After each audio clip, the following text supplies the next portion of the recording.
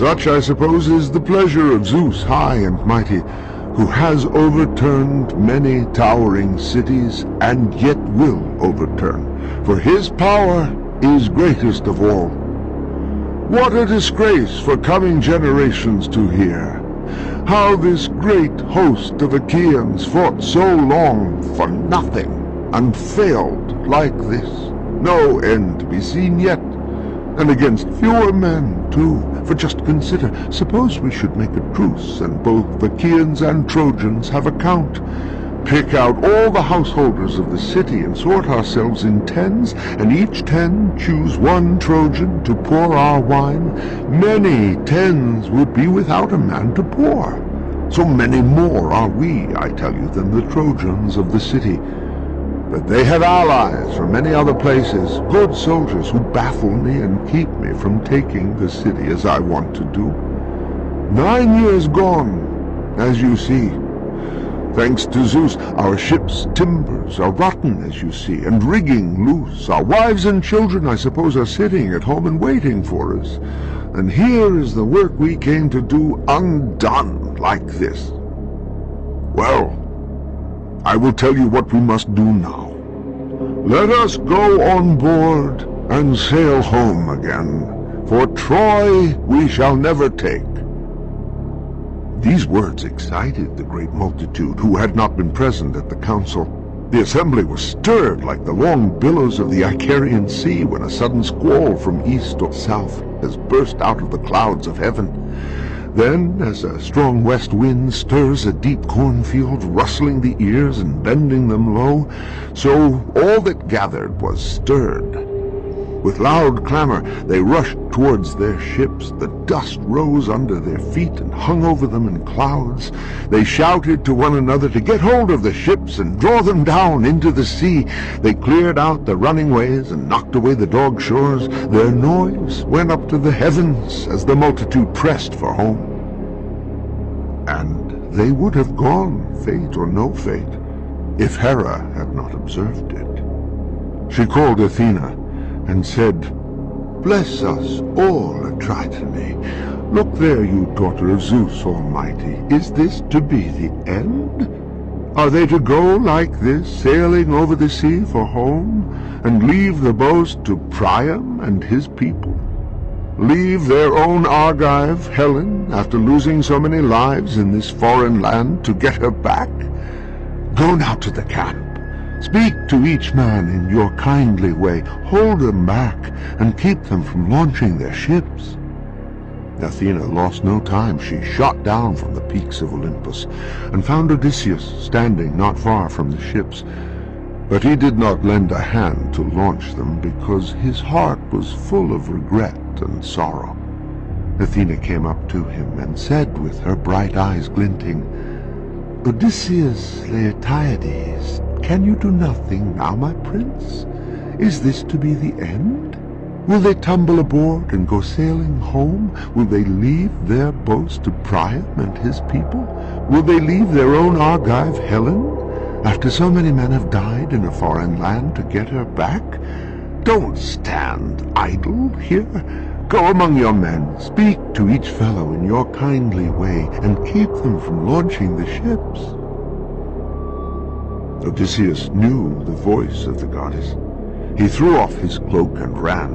His marshal Eurybates, who had come with him from Ithaca, attended him. He found Agamemnon, and received from him the scepter of his fathers, which had been handed down from generation to generation, and holding this he passed along.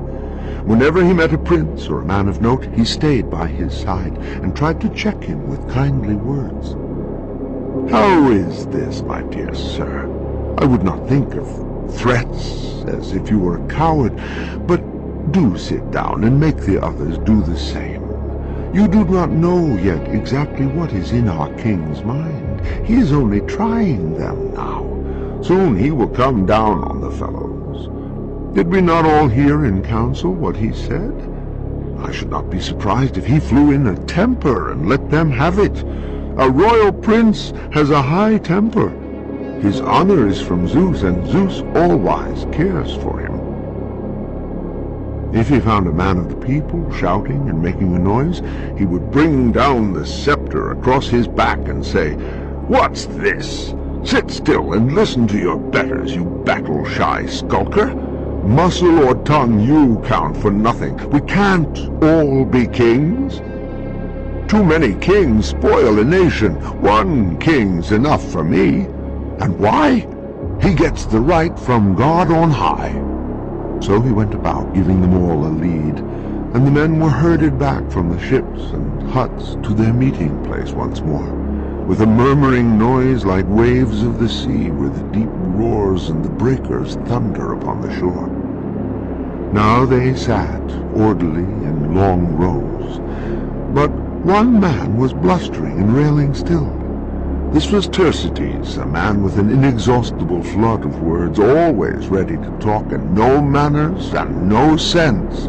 Anything to annoy the princes, anything to raise a laugh. And he was the ugliest man ever seen before Ilion. He was bandy-legged and lame of one foot, a humpback with his two shoulders crushed together into his chest. On the top he had a sugarloaf head with a few tufts of fluff. Achilles hated him heartily, and so did Odysseus, for he was always badgering them. But this time he chose Agamemnon to revile with his piercing outcry. All the men were horribly angry with him and thought him a disgrace. But he shouted aloud his insults against Agamemnon. "Your Majesty, what's wrong now? What do you want now? Plenty of treasure in your quarters, plenty of women in your quarters, the best of them chosen by us to give you whenever we take a place. Or is it more gold you want, which some gentleman will bring you out of Ilios to ransom his son, when I caught him, or some other fellow did, and brought him in fast bound? Or do you want a young woman to love and keep for yourself? It is not the proper thing for the master to drive his men into trouble. You fellows are all softies, disgraces, a lot of women, not men at all. Let us make sail for home, and leave this man in the place to digest his gorge of prizes. Let him see whether we are any help to him or not. Look how he has insulted Achilles, a much better fellow than he is, took his prize and keeps her, robbed the man himself.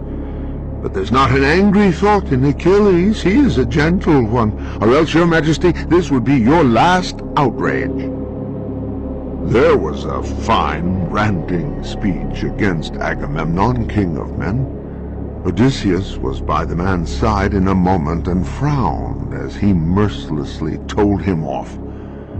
"You are a great orator, Thersites, we know, ready to say anything, but hold your tongue now. You had better not defy princes in a minority of one.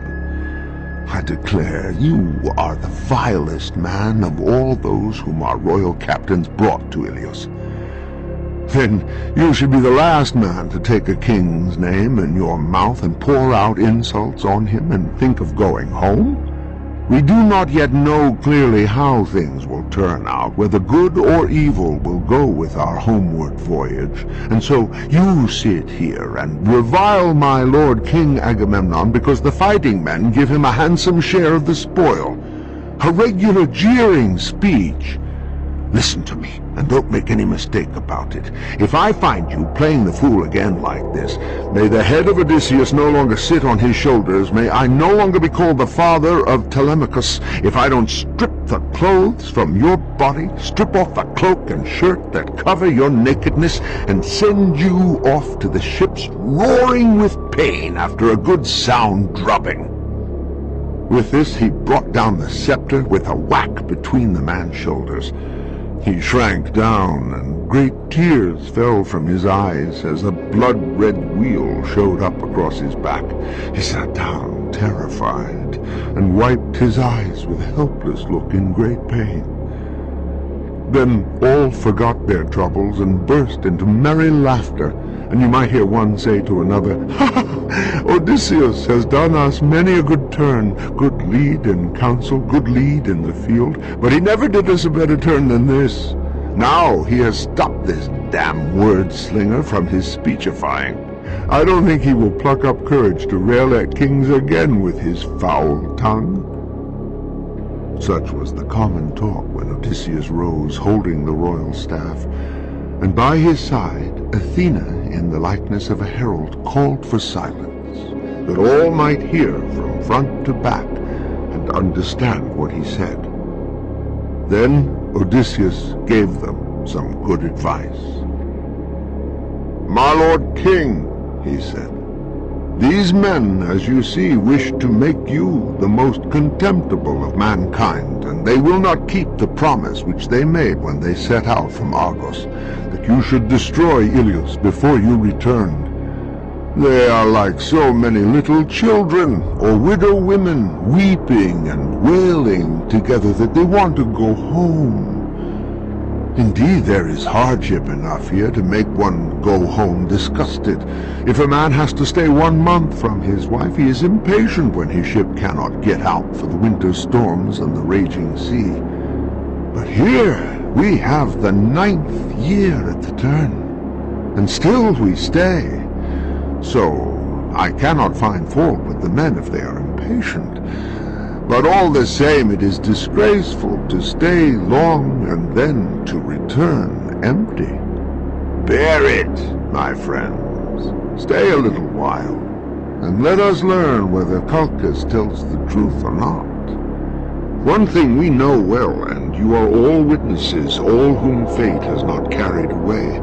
Only the other day, when the Achaean fleet was gathering in Aulis, bringing terror for Priam and his people, we were sitting round a spring near a holy altar, and did solemn sacrifice to the immortals under a fine plane tree with clear water flowing from its roots. Then a great sign was seen. A serpent with dappled back, a frightful creature whom the Olympian himself had sent into the light, shot from under the altar and leapt upon the tree. In that tree were a sparrow's chicks, quite young, huddled under the leaves on the topmost branch. There were 8 chicks, that made 9 with the mother. Then the serpent swallowed the chicks, chirping piteously. The mother fluttered about, wailing for her young ones. He quivered round and caught her by the wing, screaming. As soon as he had swallowed the chicks and the mother, God made him disappear, as he had made him appear, turned him into stone. We all stood amazed at this miracle. When this strange portent had come into our sacrifice, Calchas at once told us the meaning. He said, "Why stand ye silent, men of Achaea? We have seen a great miracle of Zeus all-wise, late shown, late to be fulfilled, which will be told for ever and ever. As this serpent swallowed the sparrow and her chicks, 8 chicks, 9 with the mother, so for 9 years we shall make war there. But in the 10th we shall take the great city." That is what he told us.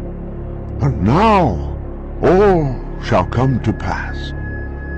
Come now, men of Achaea, stand here one and all in this place until we take the strong fortress of Priam. The whole assembly cheered loudly at these words, and the echo of their cries resounded among the ships. They were well pleased with the speech of Odysseus, but Gerenian Nestor had something to say too. "Upon my word," said he, "you are like a lot of boys playing at debate. Much you care about real fighting. What will become of our compacts and our oaths? Into the fire with all the plans and schemes of men. Into the fire with our libations and our hand-claspings on which we put our trust. There is no use in fighting with words. We can do no good with words, however long we stay here. You, my lord king, as before, lead your men with unshakable will to the battlefield, and let these cowards dwindle away, the 1 or 2 with their independent parliaments. They will never do anything. What is their plan? Don't wait, but back to Argos. Don't wait for God Almighty to see whether his promise is a lie or not. For I tell you, the Lord did bow down his proud head on that day when Argos set sail in those ships laden with death and destruction for Troy. On that day lightning flashed on the right hand and showed omens of good. Then let no man think now of flight.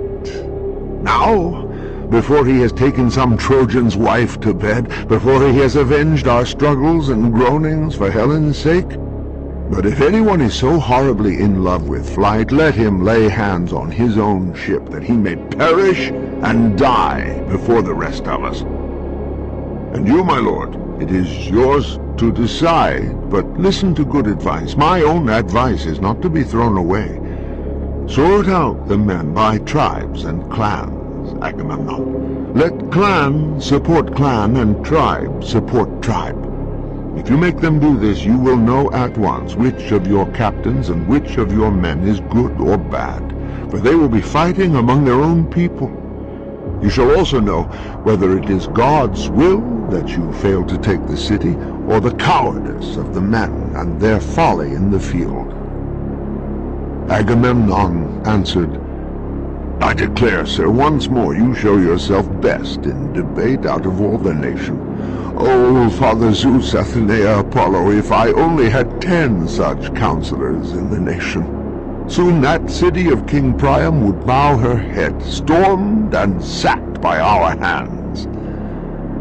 But trouble and sorrow is my lot. Zeus Cronades Almighty has thrown me into fruitless quarrels and bickerings. Here am I and Achilles fighting about a girl, railing at each other, and I began it. If we can only make it up, there will be no delay, not one moment. Troy will be done for. Now then, men, dismiss for your meal, and let us make ready for battle. Sharpen your spears, each man. Look to your shields. Give the horses a good feed. See that the chariots are all right. Let war be the word. This whole day is for hard fighting, for there shall be no truce, not one moment, until night shall come and part the furious hosts. Sweat shall run over many a chest under the strap of his covering shield. Many a hand shall tire in grasping the spear. Sweat shall bathe the horse's flanks as he pulls the tight car. And if I see anyone shirking the fight and dallying beside the ships, he shall have no hope to escape the carrion dogs and vultures. At this speech, a loud cheer arose from the multitude, like the roar of the waves against a headland on some rock-bound shore, when the south wind drives them against a cliff that has no peace from the waters in all the winds that blow. They rose and hurried, scattering among the ships. They lit their smoking fires and made their meal, and they offered sacrifice to the everlasting gods, each man to his own, praying to be spared death in the maul of war. My lord King Agamemnon sacrificed to awful Cronion a fat bull of 5 years. Then he summoned the elders and chief men, Nestor first, and Lord Idomeneus, Ilias the Great and Ilias the Lesser, and Diomedes, and sixth, Odysseus, his counselor wise as Zeus himself. Menelaus, that stout champion, needed no summons, for he knew himself what his brother was about. These all stood round the bull and picked up the barley grains, while my lord Agamemnon uttered the prayer. Zeus, most gracious and most great, thundercloud, throned in the heavens, let not the sun go down and the darkness come until I cast down headlong the citadel of Priam in flames, and burn his gates with blazing fire, and tear to rags the shirt upon Hector's breast. May many of his men fall about him prone in the dust and bite the earth. But Cronion would not yet grant his prayer. He accepted the sacrifice, but gave him toil and trouble yet more.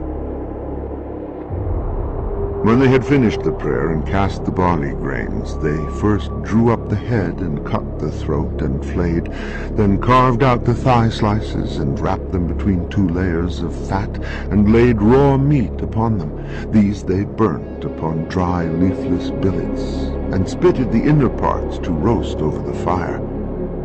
After the pieces were burnt and the inner parts were eaten, they carved up the rest and broiled the slices upon the spits until all was properly cooked. Then they drew off the portions and laid their repast. They had their meal, and there was plenty for all. When they had finished, Nestor began, "May it please your majesty, we have been here long enough. Let us not delay any longer the work which God puts into our hands. Make haste, let the criers assemble the men, and then we will all soon get on the battlefield together." Agamemnon made no delay. He sent out the criers at once to sound the call for battle, and the army was soon assembled.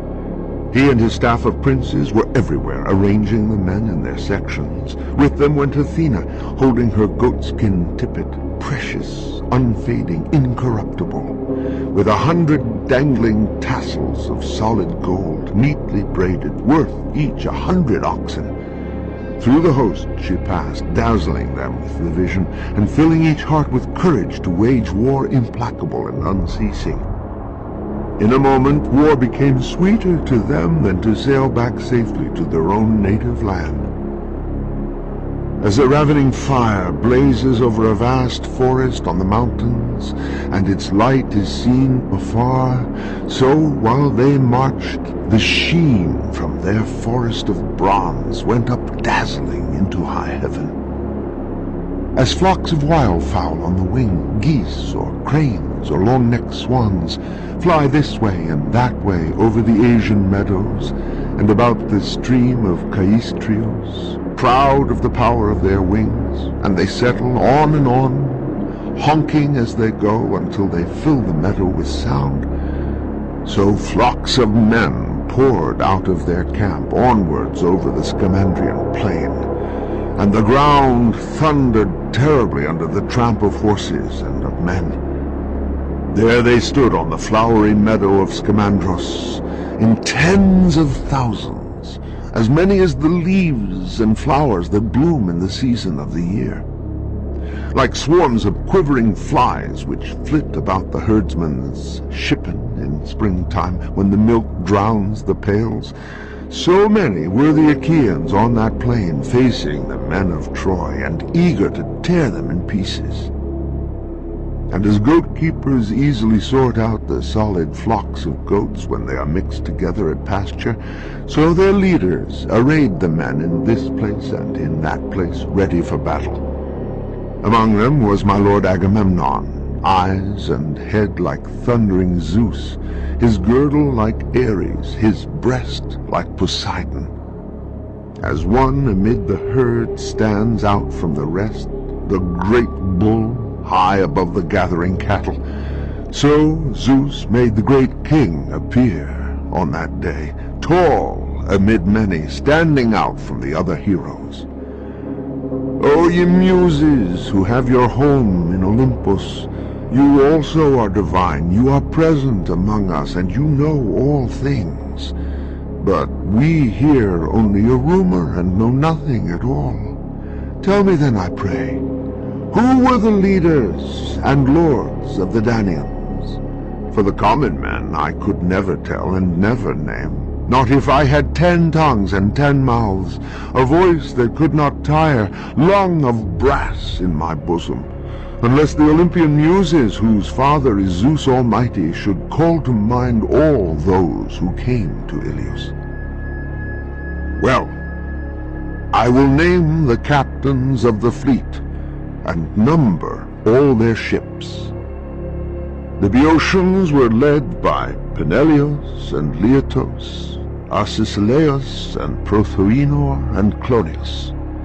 These came from Hyria and Rhachiaulus, from Scinos and Scolus, from hilly Eteonos, from Thespaia, Gria, and widespread Mycalessus, from the districts round Harma, Ilion and Erythrae, from Ilion, Hyle and Petion, Ocelia, and the well-built fortress of Medeon.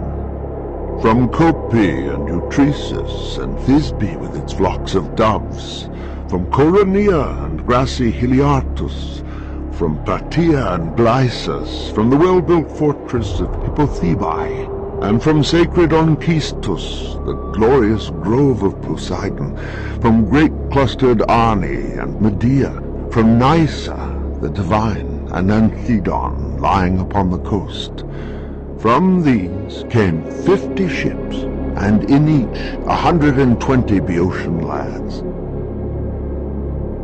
There were those who dwelt in Aspledon, and Minion Orchomenos, led by Ascalaphus, and Ialmenos, son of Ares. Their mother was Astyoche, a maiden of high rank. Their father was mighty Ares, who lay with her in secret.